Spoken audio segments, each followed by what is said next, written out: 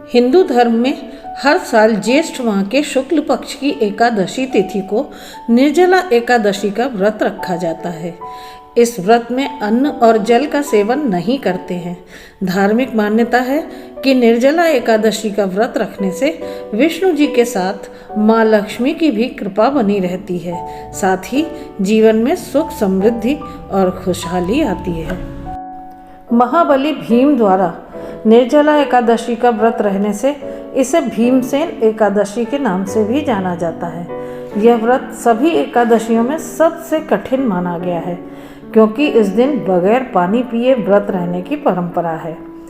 प्राचीन काल की बात है, एक बार भीम ने वेद व्यास जी से कहा कि उनकी माता और सभी भाई एकादशी व्रत रखने का सुझाव देते हैं, परंतु महाराज, मैं उनसे कहता हूँ कि भाई, मैं भगवान की शक्ति पूजा आदि तो कर सकता हूँ, दान भी दे सकता हूँ, परंतु भोजन के बिना मैं नहीं रह सकता। इस पर व्यास जी कहने लगे कि हे भीमसेन, यदि तुम नरक को बुरा और स्वर्ग को अच्छा समझते हो तो प्रति मास की दोनों एकादशियों को अन्न मत खाया करो। भीम कहने लगे कि हे पितामह, मैं तो पहले ही कह चुका हूँ कि मैं भूख सहन नहीं कर सकता। यदि वर्ष भर में कोई एक ही व्रत हो तो वह मैं रख सकता हूँ, क्योंकि मेरे पेट में व्रत नाम वाली अग्नि है, सो मैं भोजन किए बिना नहीं रह सकता। भोजन करने से वह शांत रहती है, इसलिए पूरा उपवास तो क्या एक समय भी बिना भोजन किए रहना मेरे लिए बहुत कठिन हो जाता है। अतः आप मुझे कोई ऐसा व्रत बताइए जो वर्ष में केवल एक बार ही करना पड़े और मुझे स्वर्ग की प्राप्ति हो जाए। श्री व्यास जी कहने लगे कि हे पुत्र, बड़े बड़े ऋषियों ने बहुत शास्त्र आदि बनाए हैं, जिनसे बिना धन के थोड़े परिश्रम से ही स्वर्ग की प्राप्ति हो सकती है। इसी प्रकार शास्त्रों में दोनों पक्षों की एकादशी का व्रत मुक्ति के लिए रखा जाता है। व्यास जी के वचन सुनकर भीमसेन नरक में जाने के नाम से भयभीत हो गए और कांप कर कहने लगे कि अब क्या करूं? मास में 2 व्रत तो मैं कर ही नहीं सकता। हाँ, वर्ष में एक व्रत करने का प्रयत्न अवश्य कर सकता हूँ। अतः वर्ष में एक दिन व्रत करने से यदि मेरी मुक्ति हो जाए तो कोई ऐसा व्रत बताइए। यह सुनकर व्यास जी कहने लगे कि वृषभ और मिथुन की संक्रांति के बीच ज्येष्ठ माह के शुक्ल पक्ष की जो एकादशी आती है, उसका नाम निर्जला है। तुम उस एकादशी का व्रत करो। इस एकादशी के व्रत में स्नान और आचमन के सिवा जल वर्जित है।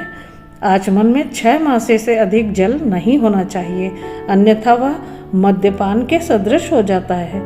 इस दिन भोजन नहीं करना चाहिए, क्योंकि भोजन करने से व्रत नष्ट हो जाता है। यदि एकादशी को सूर्योदय से लेकर द्वादशी के सूर्योदय तक जल ग्रहण न करें तो उसे सारी एकादशियों के व्रत का फल प्राप्त होता है। द्वादशी को सूर्योदय से पहले उठकर स्नान आदि करके ब्राह्मणों को दान आदि देना चाहिए। इसके पश्चात भूखे और सत्पात्र ब्राह्मण को भोजन कराकर फिर आप भोजन कर लेना चाहिए। इसका फल पूरे 1 वर्ष की संपूर्ण एकादशियों के बराबर होता है। व्यास जी कहने लगे कि हे भीमसेन, यह मुझको स्वयं भगवान ने बताया है। इस एकादशी का पुण्य समस्त तीर्थों और दानों से अधिक है। केवल एक दिन मनुष्य निर्जल रहने से पापों से मुक्त हो जाता है। जो मनुष्य निर्जला एकादशी का व्रत करते हैं, उनकी मृत्यु के समय यमदूत आकर नहीं घेरते, वरन भगवान के पार्षद उसे पुष्पक विमान में बैठाकर स्वर्ग ले जाते हैं। अतः संसार में सबसे श्रेष्ठ निर्जला एकादशी का व्रत है, इसलिए यत्न के साथ इस व्रत को करना चाहिए। उस दिन ओम नमो भगवते वासुदेवाय मंत्र का उच्चारण करना चाहिए और गौदान करना चाहिए। इस प्रकार व्यास जी की आज्ञा अनुसार भीमसेन ने इस व्रत को किया। इसलिए इस एकादशी को भीमसेनी या पांडव एकादशी भी कहते हैं। निर्जला व्रत करने से पूर्व भगवान से प्रार्थना करें कि हे भगवान, आज मैं निर्जला व्रत करता हूँ, दूसरे दिन भोजन करूँगा। मैं इस व्रत को श्रद्धा पूर्वक करूँगा, अतः आपकी कृपा से मेरे सब पाप नष्ट हो जाएं। इस दिन जल से भरा हुआ एक घड़ा वस्त्र से ढककर स्वर्ण सहित दान करना चाहिए। जो मनुष्य इस व्रत को करते हैं उनको सोने के दान का करोड़ गुना फल मिलता है और जो इस दिन यज्ञादिक करते हैं उसके फल का तो वर्णन ही नहीं किया जा सकता। इस एकादशी के व्रत से मनुष्य विष्णु लोक को प्राप्त होता है। जो मनुष्य इस दिन अन्न खाते हैं वे चांडाल के समान हैं, वे अंत में नरक को जाते हैं। जिसने निर्जला एकादशी का व्रत किया है वह चाहे ब्रह्म हत्यारा हो, मद्यपान करता हो, चोरी की हो या गुरु के साथ द्वेष किया हो, मगर इस व्रत के प्रभाव से वह स्वर्ग को जाता है। और जो मनुष्य भक्ति पूर्वक इस कथा को पढ़ते या सुनते हैं उन्हें निश्चय ही स्वर्ग की प्राप्ति होती है। व्यास जी ने कहा कि हे कुंती पुत्र, जो पुरुष या स्त्री श्रद्धा पूर्वक इस व्रत को करते हैं उन्हें कुछ कर्म करने चाहिए। प्रथम भगवान का पूजन, फिर गौदान, ब्राह्मणों को मिष्ठान्न व दक्षिणा देनी चाहिए तथा जल से भरे कलश का दान अवश्य करना चाहिए। निर्जला के दिन अन्न, वस्त्र, उपहार आदि का दान भी करना चाहिए। तो चलिए सभी मिलकर बोलते हैं ओम नमो भगवते वासुदेवाय। तो यह रही निर्जला एकादशी की व्रत कथा। और अब जानते हैं निर्जला एकादशी का पौराणिक महत्व। हमारे ऋषियों और मुनियों ने हजारों वर्ष पहले ही जो भविष्यवाणियां कर दी थी वो आज भी उसी तरीके से सटीक और बिल्कुल सत्य साबित हो रही हैं। तो इसी तरीके से भारतीय ऋषि और मनीषी मात्र तपस्वी एवं त्यागी ही नहीं थे। उनके कुछ प्रयोगों, व्रतों, उपवासों, अनुष्ठानों के विधि विधान एवं निर्देशों से प्रतीत होता है कि वे बहुत ऊंचे दर्जे के मनस्विद, मनोवैज्ञानिक और सामाजिक विचारक भी थे। अब ज्येष्ठ मास मई जून में जब गर्मी अपने चरम पर हो, ऐसे में निर्जला एकादशी का नियम निर्देश केवल संयोग नहीं हो सकता। यदि हम ज्येष्ठ की भीषण गर्मी में एक दिन सूर्योदय से लेकर दूसरे दिन सूर्योदय तक बिना पानी के उपवास करें तो बिना बताए ही हमें जल की आवश्यकता, अपरिहार्यता, विशेषता पता लग जाएगी। जीवन बिना भोजन, वस्त्र के तो कई दिन संभाला जा सकता है, परंतु जल और वायु के बगैर कदापि नहीं। शायद उन दूरदर्शी महापुरुषों को काल के साथ ही शुद्ध पेयजल के भीषण अभाव और त्रासदी का भी अनुमान हो गया था। इसीलिए केवल प्रवचनों, वक्तव्यों से जल की महत्ता बताने के बजाय उन्होंने उसे व्रत श्रेष्ठ एकादशी जैसे सर्वकालिक सर्वजन हिताय व्रतोपवास से जोड़ दिया। निर्जला एकादशी का पौराणिक महत्व और आख्यान भी कम रोचक नहीं है। जब सर्वज्ञ वेद व्यास ने पांडवों को चारों पुरुषार्थ धर्म, अर्थ, काम और मोक्ष देने वाली एकादशी व्रत का संकल्प कराया तो महाबली भीम ने निवेदन किया, पितामह, आपने तो प्रतिपक्ष एक दिन के उपवास की बात कही है। मैं तो एक दिन क्या, एक समय भी भोजन के बगैर नहीं रह सकता। मेरे पेट में वृक नाम से जो अग्नि है उसे शांत रखने के लिए मुझे कई लोगों के बराबर और कई बार भोजन करना पड़ता है। तो क्या अपनी उस भूख के कारण मैं एकादशी जैसे पुण्य व्रत से वंचित रह जाऊंगा? भारतीय ऋषि और मनीषी मात्र तपस्वी एवं त्यागी ही नहीं थे।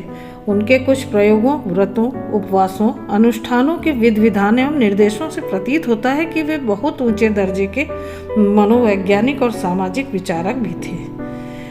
पितामह ने भीष्म की समस्या का निदान करते हुए और उसका मनोबल बढ़ाते हुए कहा, नहीं कुंती नंदन, धर्म की यही तो विशेषता है कि वह सबको धारण ही नहीं करता, सबके योग्य साधन, व्रत, नियमों की बड़ी सहज और लचीली व्यवस्था भी उपलब्ध करवाता है। अतः आप ज्येष्ठ मास की शुक्ल पक्ष की निर्जला नाम की एक ही एकादशी का व्रत करो और तुम्हें वर्ष की समस्त एकादशियों का फल प्राप्त होगा। निस्संदेह तुम इस लोक में सुख, यश और प्राप्तव्य प्राप्त कर मोक्ष लाभ प्राप्त करोगे। इस दिन स्वयं निर्जल रहकर ब्राह्मण या जरूरतमंद व्यक्ति को शुद्ध पानी से भरा घड़ा दान करने की जो विधान किया गया उसके पीछे भी शुद्ध पेयजल के संरक्षण और संवर्धन एवं सदुपयोग का संदेश हमारे ऋषियों और मनीषियों ने दिया। निर्जला एकादशी व्रत की कथा, उसका पौराणिक महत्व जान लेने के बाद अब हम ये जान लेते हैं कि निर्जला एकादशी व्रत के क्या नियम हैं, हमें किस प्रकार से रहना चाहिए और क्या करना चाहिए और क्या नहीं करना चाहिए। निर्जला एकादशी व्रत में नमक का सेवन नहीं करना चाहिए। यदि आप नमक का सेवन बहुत जरूरी है करना तो सेंधा नमक खा सकते हैं। इसके अलावा इस दिन परिवार के सदस्यों को भी सात्विक भोजन करना चाहिए। चावल खाने से परहेज करना चाहिए। निर्जला एकादशी व्रत में अन्न और जल ग्रहण नहीं किया जाता। इस व्रत में जल का त्याग किया जाता है और व्रत का पारण करने के बाद ही जल का सेवन करना चाहिए। हालांकि बीमार होने पर पानी पी सकते हैं। गर्भवती महिलाओं को निर्जला व्रत नहीं रखना चाहिए। प्रेग्नेंट लेडीज को विष्णु जी और माँ लक्ष्मी की पूजा आराधना करनी चाहिए। निर्जला एकादशी के दिन विष्णु जी की पूजा के दौरान व्रत कथा अवश्य पढ़नी चाहिए। मान्यता है कि निर्जला एकादशी का व्रत रखने और व्रत कथा पढ़ने से वैवाहिक जीवन सुखमय रहता है। इस दिन राहगीरों को पानी पिलाना चाहिए। पशुओं और पक्षियों के लिए छत पर और बाहर थोड़ा दाना और पानी रखकर पुण्य प्राप्त करना चाहिए। ऐसा करने से विष्णु जी और माता लक्ष्मी की विशेष कृपा होती है। तो मित्रों, आप सभी को मेरी कथा और मेरा ये वीडियो आपको कैसा लगा, कमेंट में ओम नमो भगवते वासुदेवाय अवश्य लिख दीजिएगा। और मेरे चैनल को अगर सब्सक्राइब ना किया हो तो प्लीज़ सब्सक्राइब कर लीजिएगा ऐसी ही कथाओं के लिए। तो फिर मिलते हैं अगले वीडियो में एक नई कथा के साथ। एक नए पौराणिक कथाओं की जानकारी के लिए आप मेरे चैनल से जुड़े रहिएगा। ओम नमो भगवते वासुदेवाय।